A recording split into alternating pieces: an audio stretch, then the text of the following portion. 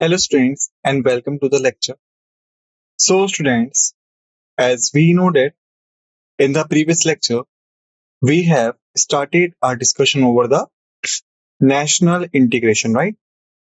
So that was a topic on which basically we had started our discussion, and we have seen that the national integration is might often seems a one single word, but basically it is a mixture of two words, right? And the mixture is national, which got combined with the integration.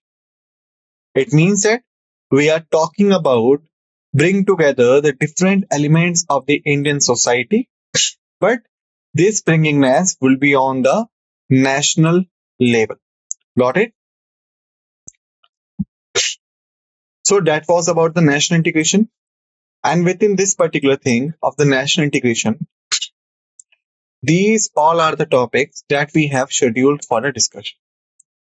Like starting with the introduction part, thereafter, meaning of the national integration,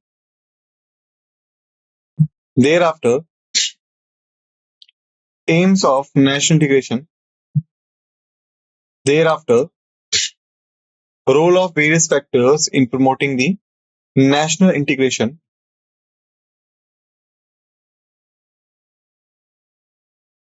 thereafter, obstacles to national integration, then National Integration Council, then National Foundation for Communal Harmony, right? All these were the topics that we had scheduled for discussion. Out of this, if we talk about the topic that we have covered so far, so basically we have done with the introduction part. Thereafter, the topics we are left with. So these topics are the meaning of national integration, aims of national integration, role of various factors in promoting the national integration, obstacles to the national integration, National Integration Council, and the National Foundation for Communal Harmony. Okay, so this is the picture that we have created so far altogether. I hope you have revised the previous lecture before you come for this lecture, but however, we will do a little bit revision of the previous things. Okay, so when we talk about the national integration as an introduction part and all, so basically there was a one thing that I mentioned over there. And what was that thing? That basically the diversity we talk about in India is not got developed in the recent few decades or in recent few centuries. Basically, this diversity existed in the country for a long duration. Okay? Or we can say from the unknown durations.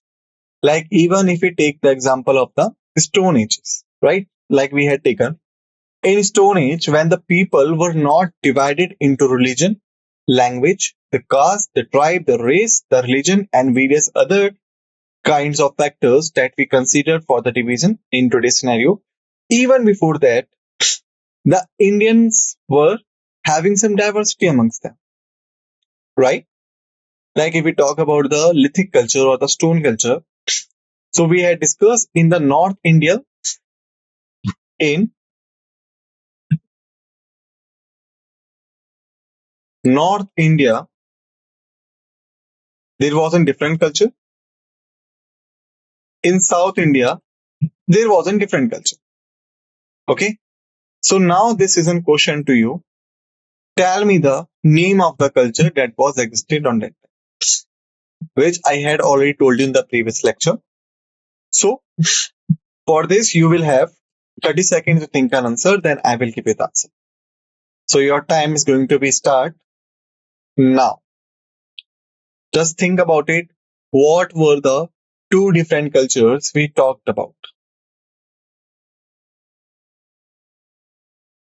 Okay, the 10 seconds have been passed off. Last 20s are remaining. Just think fastly and think accurately. Okay, the last 10 seconds are there. Just think fastly and think accurately. Okay, the time's up. The correct answer is, in North, the culture was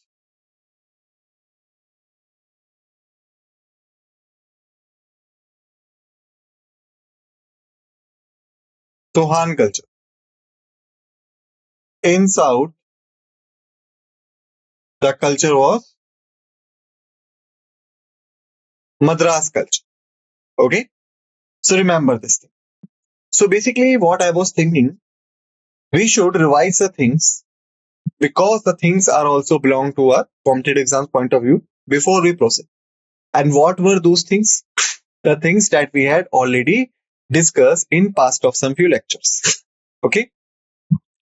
So here, if the next thing that we try to recall is that there were the four Vedas, right? Which we had discussed. Okay.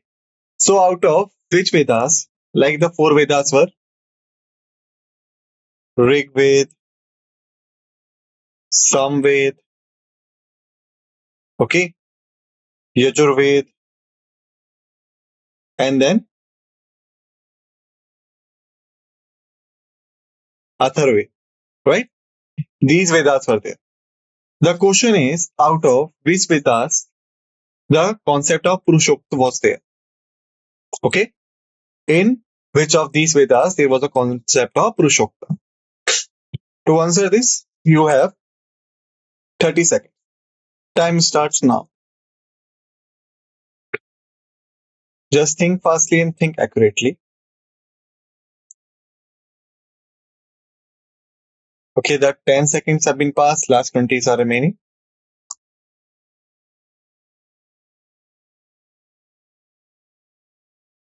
Okay, the last 10 seconds are there.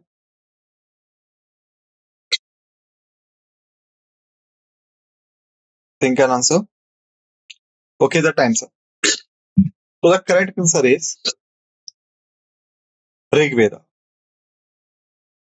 Okay, correct answer is Rig Ved, and Rig Ved 10th Mandal having the Purushokta. Okay, so student, there was one important thing that I forget on that day about the tribes. Okay, so remember, in India, basically there are various tribes that exist, or we can say almost the 100 million population of India, which is 9.3% of the total population or somewhere regarding this. That population belong to the scheduled caste or the scheduled tribes. Okay. But there is one thing that I'm going to tell you. And this is the interesting fact. What is that? Like we know, we have heard about the places like the Africa, where the various tribes lives. Okay. The famous one is Maasai. If you are from CBSE board, then you will learn about it. Okay. Maasai. Or you have already learned about it. Alright. Maasai tribe of the South Africa. Similarly, the Amazon, we have talked about it, right? Like the Amazon forest, the house of various tribes and all. Basically, there is one tribe in India that has been untouched from the outsiders for last 50,000 years. Now you could imagine, there is one tribe in India that is untouched from the outsiders for last 50,000 years. Okay. So what is the name of that particular tribe? This is another important question for all of you. What is the name of that particular tribe? To answer this, again, we will have the tenure of 30 seconds to think and answer. And your time starts now. 30 seconds we have, just think fastly and think accurately. Okay, 15 seconds have been passed, last 20 are remaining. Okay, the time's up. The correct answer of this is that Sentinelese tribe. Okay, the Sentinelese tribe is that tribe which has been untouched from the outsiders for at least last 50,000 years. Okay, so remember this. And basically, this widespread diversity is necessary for our culture traditions, but that is also necessary that these diversities must not divide our country on the basis of religion, on the basis of the language that we speak, on the basis of the caste we belong, on the basis of race we belong, on the basis of region, and so on. Okay? It means we must be united with each other. And that should be our main aim or the main goal you would like to say. Okay? So that's why the achievement of the national integration becomes and very essential for all around development and the prosperity of country, because whatsoever natural resources are there in this country, whatsoever land is there in this country, whatsoever economic resources are there in this country, all of these things are to be used combined. Okay? No one could use them apart from each other. All right? And we all are working for the same thing. We all are belonging to the same country. So we all have to work uniformly. Okay? No one of us could work independently. So that's why it is very, very important. All right? Now let's move forward. So we talk about this meaning of the national integration. Okay?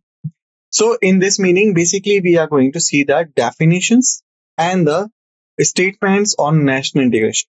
Like so far, whatsoever we have learned about the national integration, we have tried to understand about the national integration.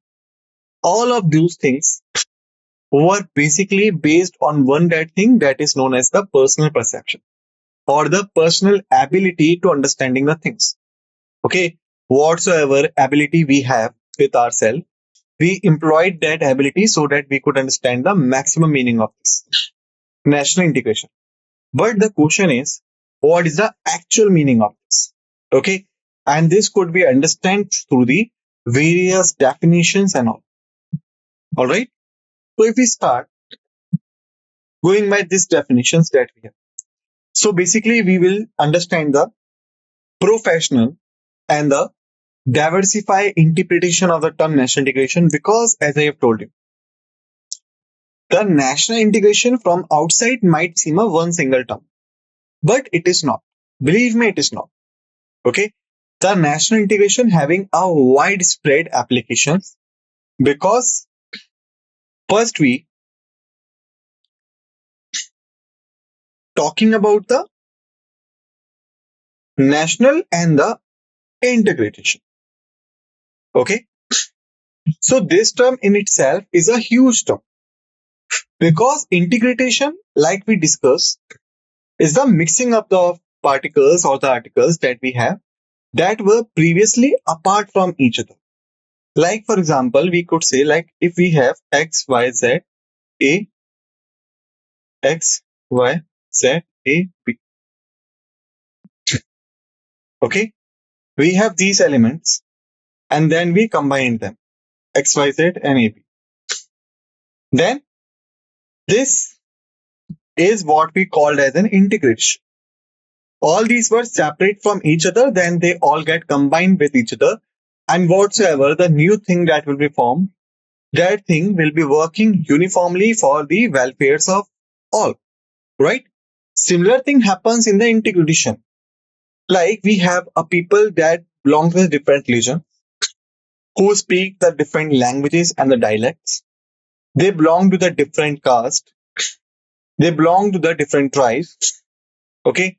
Their traditions, cultures, and rituals are apart from each other. But out of all these things, what we have here is the common country. The common country we have, India. We could not live outside of it. Okay.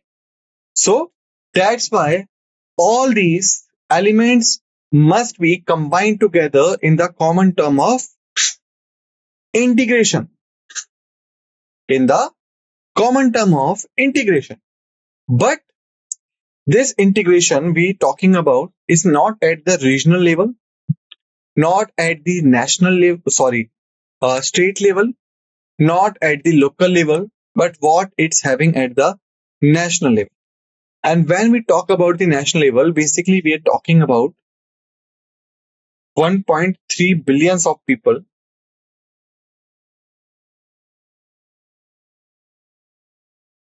Or we can say like this. We're talking about basically 1.3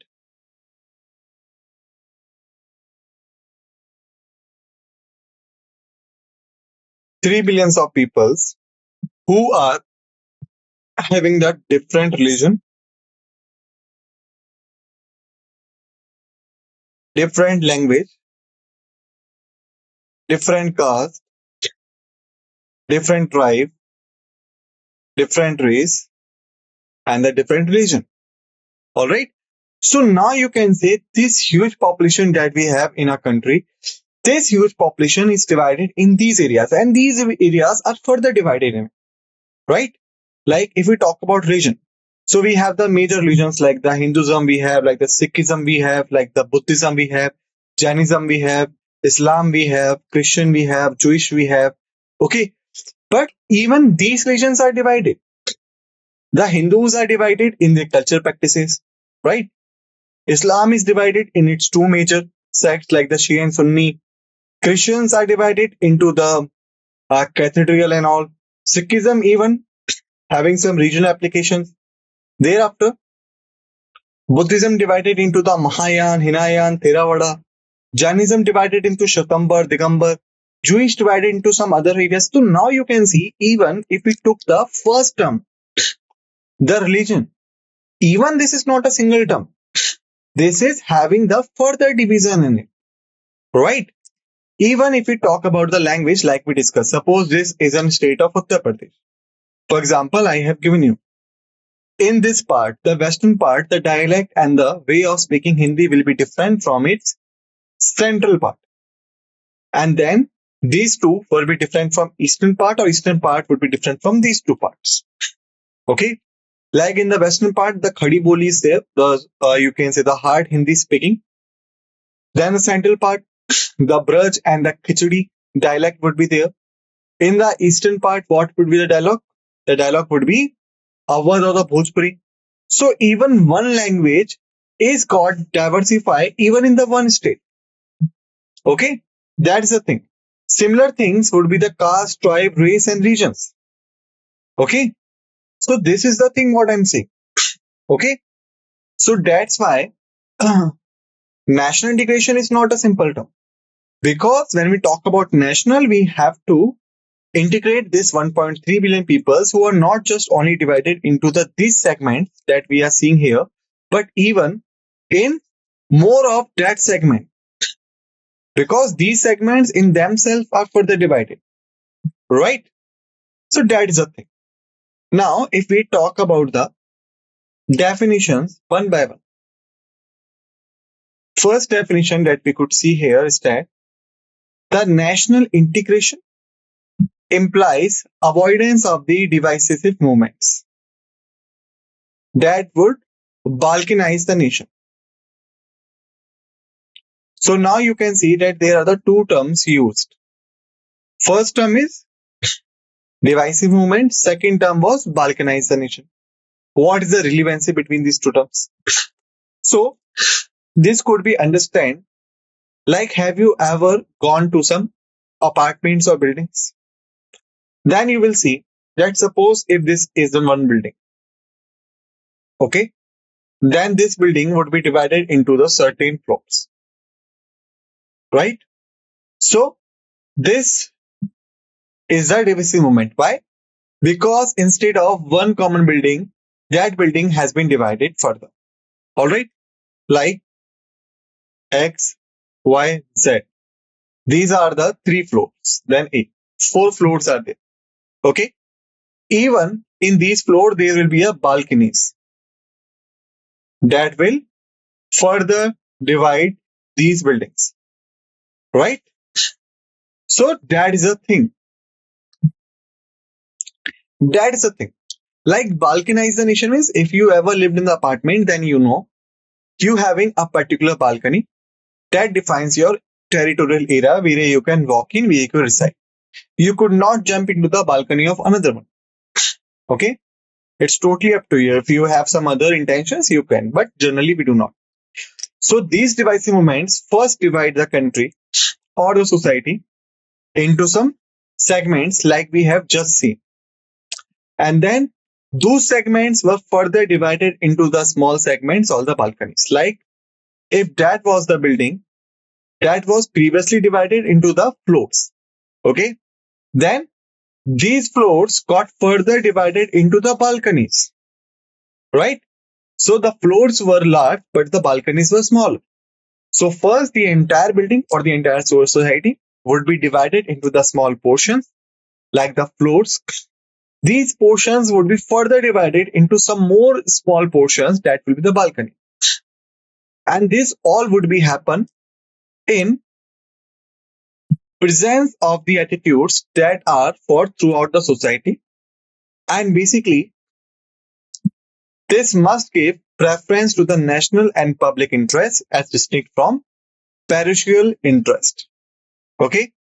It means that the national integration basically means to avoid those divisive movements that could divide the society in the small portions, and further these small portions would be divided into the more small portions or the balconies. And apart from this avoidance, there must be a presence of those attitudes throughout the society which must give preference to the national and the public interest, and this preference must be distinct from the parochial interest, personal interest, or the small interest. And who gave this definition? Myron Wiener was the person who gave this definition.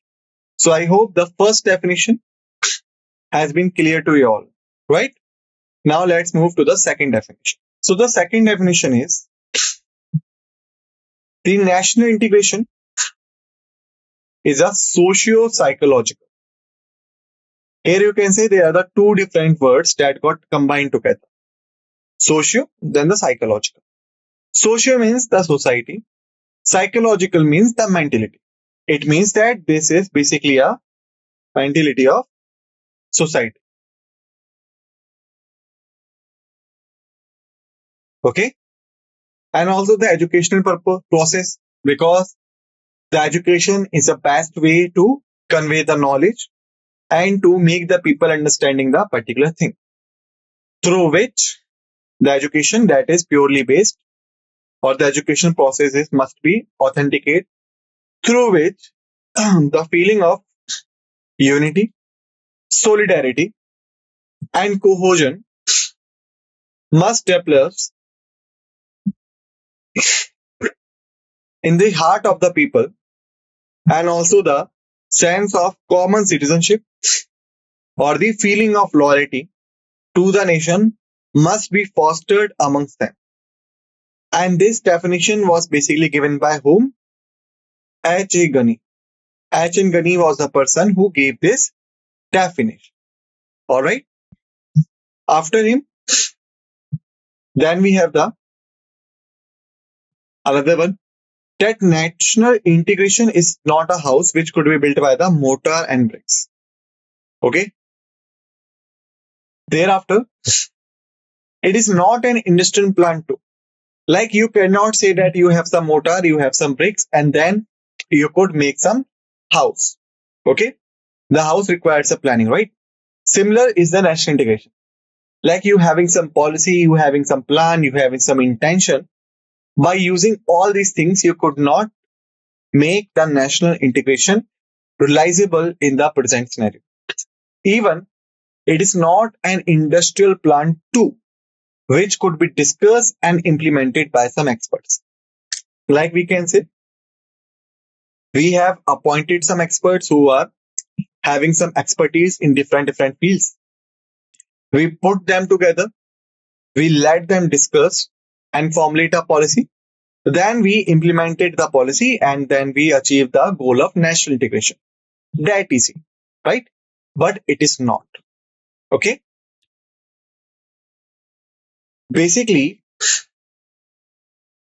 integration on the contrary is a thought which must go into the heads of the people. It is the consciousness which must awaken the people at large, and this definition has been given by whom? Dr. S. Radhakrishna. Thereafter, national integration means out to mean cohesion, not fusion, unity but not uniformity, reconciliation but not merger, agglomeration but not assimilation of the discrete segments of the people constituting a political community or state, and that was given by Rasheeduddin Khan. Thereafter, to sum up all these things, we can say the concept of national integration basically involves all the things like the political, economic, the social, the cultural, the psychological dimensions, and also the interrelations between all these things. The same which I had told you in the starting of this particular series. Like whatsoever we have discussed so far, either all these things were political, economical, social, cultural, psychological, or then. But national integration is that topic which is not only based on one single thing, or we could say, which is totally based on the various factors of the political, economical, social, cultural, psychological dimensions, and even states the interrelationship between them. Okay, so that's the thing. So, students, basically in this lecture, we have finished all these things. Okay, please revise the facts and figures that we have discussed in this lecture. Be ready for the next lecture. With this note, let's end this lecture and thank you.